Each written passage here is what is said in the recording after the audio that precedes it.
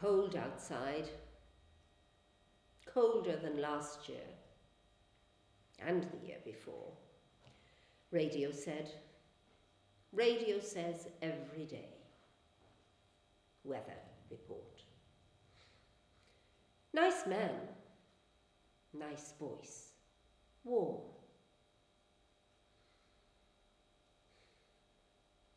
Soon be snowfall. Start to block the outside world from my room.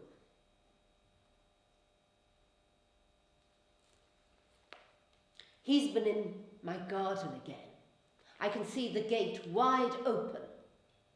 I can see his footprints on the frost in the morning when I go to that window. Do his parents not see him and say, "Stop"? You do not walk into other people's gardens like that, like as if they're your own. It's important that we have our own space.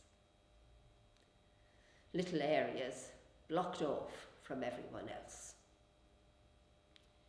If I could get to that window, if I could just get there quicker to bang on it, startle him, see him jump at the noise.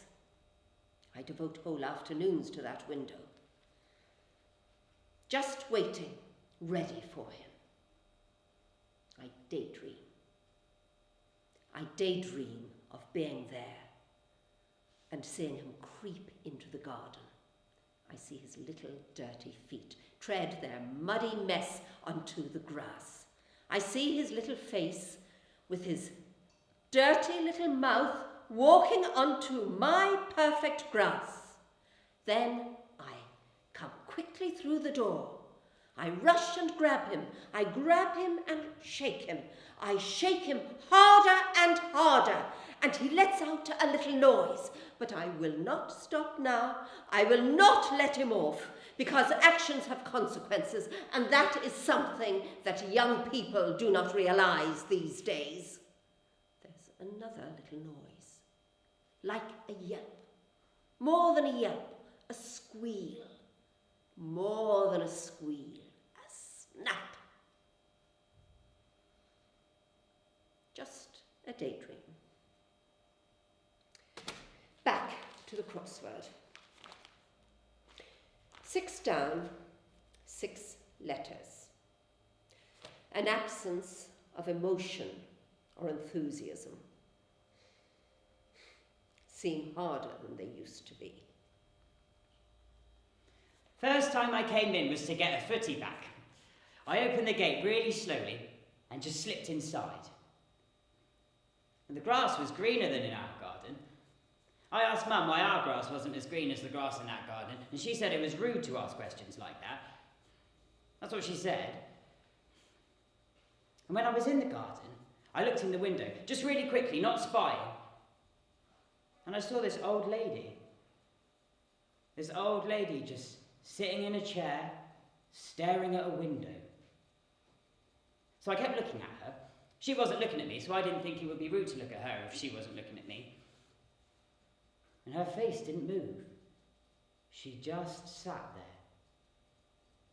So the next day I went back, and when I got in the garden, she was still there.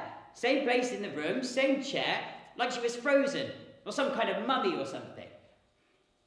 And I thought, I wonder why no one had come to see her, or why her children weren't there, or her grandkids sitting on her knee or something. So I decided that every day I would go in there and I would see her, even if she didn't notice. And one day, my dad taught me how to make paper aeroplanes. They're amazing, I love paper aeroplanes. And I took them to the fence at the edge of the garden where that old lady lives, and I threw them over the wall. So that old lady would have something to look at. Something other than just the wall. That was fun.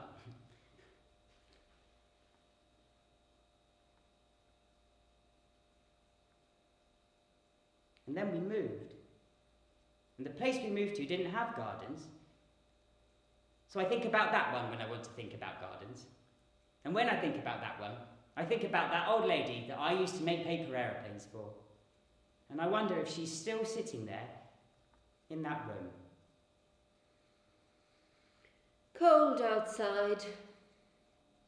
Soon be snowflakes.